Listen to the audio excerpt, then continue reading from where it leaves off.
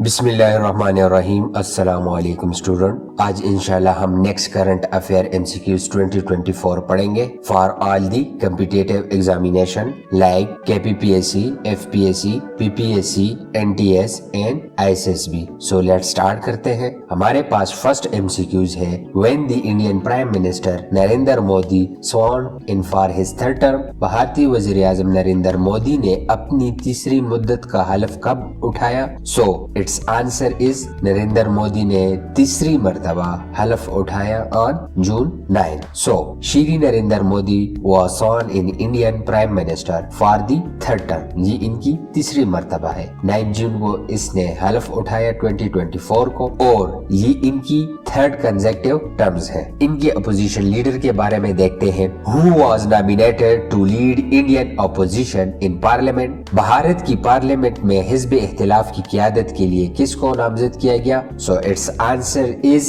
राहुल गांधी को। राहुल गांधी को recently Indian opposition का लीडर करार दिया गया है। Indian prime minister Narendra Modi chief rival Rahul Gandhi was nominated on June 8 to lead Indian opposition in parliament after an election result that rescue his party from the political wilderness. इनके election के बारे में थोड़ा सा डिटेल देखते हैं। इंडियन इलेक्शन के बारे में सो इलेक्शन डेट्स थे 19 अप्रैल टू 1 जून। ये 7 फेजेस में हुआ। इंडियन इलेक्शन कितने फेजेस में हुआ? 7 फेजेस में हुआ। और votes count and result declare हुआ 4 जून 2024 को। प्राइम मिनिस्टर तीसरी मर्तबा बने नरेंद्र मोदी और सपोर्ट कंफर्म्ड है इनको।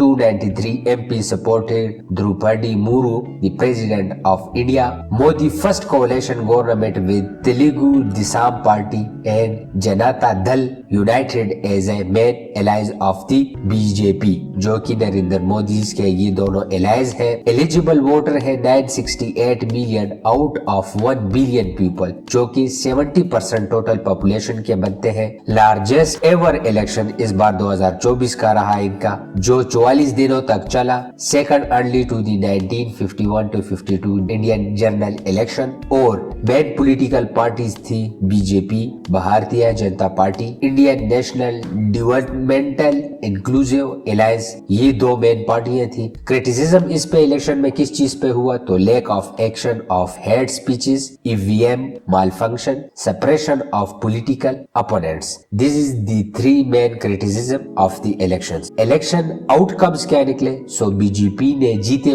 240 सीट्स डाउन फ्रॉम 303 इन 2019। 2019 में इन्होंने 303 सीट्स वोट किए थे, जो इस दफा कम होकर 240 पे आए। एनडीए ने सिक्योर किए 293 वोट्स इन टोटल। और अपोजिशन में कौन आए? India कोalition secure 234 seats. Congress won 99 seats and gain official opposition status. Other winner कौन है? 7 इंडिपेंडेंट्स है, 10 नॉन अलाइंड पार्टी कैंडिडेट है। इसमें टोटल जो इनकी लोकसभा की सीट्स है वो कितनी है? वो है 543। सो लोकसभा की टोटल सीट हमारे पास है 543। इसके बाद नेक्स्ट करंट अफेयर एमसीक्यूज देखते हैं। What medal did Ali Ilyas win in the road scratch race at the Asian road cycling championship? So इन्होंने कौन सा मेडल जीता? So he win the gold medal in road scratch race at the Asian road cycling championship में। और ये championship हुई, Asian road cycling championship हुई Kazakhstan Almaty में। सो इसी तरह जबरदस्त वीडियोस के लिए please subscribe the start Iqra channel and please like the video. So start करते हैं next MCQs. Who did Carlos Alcaraz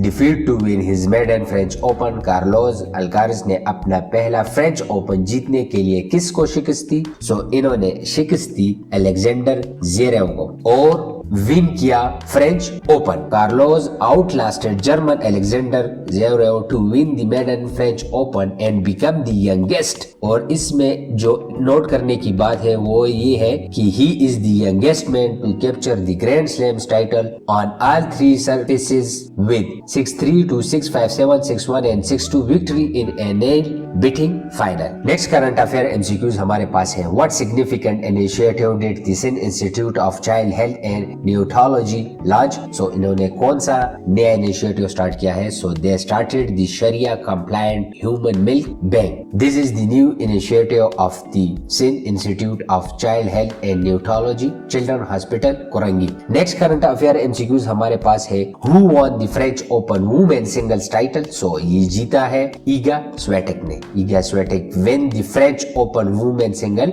title और ये इनकी third consecutive French Open title है और 5th ग्रैंड स्लैम्स है। Victory over all will dominate straight set win over jasmine Paolini. Next current affair MCQs है। Which team won the summer games 2024 kabaddi title. So ये किस team ने recently win किया? So they win the Faisalabad. ये summer games 2024 kabaddi title win किया है फैसलाबाद की team ने। नेक्स्ट करंट अफेयर एमसीक्यूज हमारे पास है। Where was the 500 year old tree located. Recently काफी न्यूज में इन रहा कि ये 500 साल पुराना दरख्त रिसेंटली काट दिया है पाकिस्तान में। तो ये किस जगह पे था? So it's answer is Peshawar. So ये कहाँ पे लोकेटेड था? So it is located in the Peshawar in the heart of the one of South Asia oldest cities. Peshawar 500 year old tree stood as a silent witness to century of history in the historic Qissa Khwani bazaar, जिसको recently काट दिया गया है। सो इन MCQs की PDF हासिल करने के लिए please join our WhatsApp group, जो आप इस नंबर से डायरेक्ट भी ज्वाइन कर सकते हैं और डिस्क्रिप्शन से भी ज्वाइन कर सकते हैं। नेक्स्ट करंट अफेयर एमसीक्यूज हमारे पास है। Where is the festival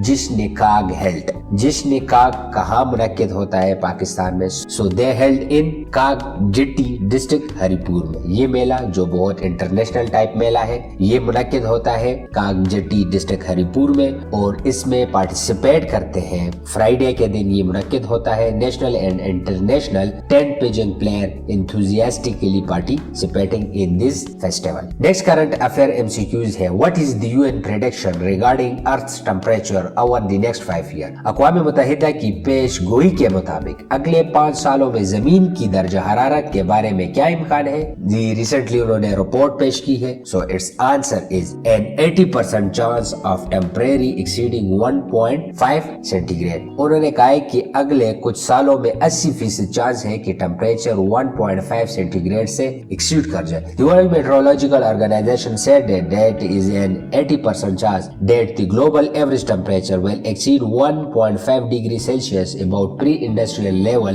for at least 1 year between 2024 and 28. Next current affair MCQs है। किस साबिक गवर्नर ने पाकिस्तान मुस्लिम लीग नून से इस्तीफा दिया? So it's answer is Mohammad Zubair ने, जो कि सिंध के फॉर्मर गवर्नर रह चुके हैं from the Pakistan Muslim League party से। नेक्स्ट करंट अफेयर एमसीक्यूज है। Which country is added to the list of shame. अक़वाम मुत्तहिदा की शर्मिंदगी की फहरिस्त में किस मुल्क को शामिल किया गया है recently? So it's answer is Israel. Israel को रिसेंटली लिस्ट ऑफ शेम में इंक्लूड किया है of warring parties committing grave violation against children in armed conflict. Next current affair MCQs है। How many votes did Pakistan secure in the UN General Assembly to become a non-permanent member of the UNSC?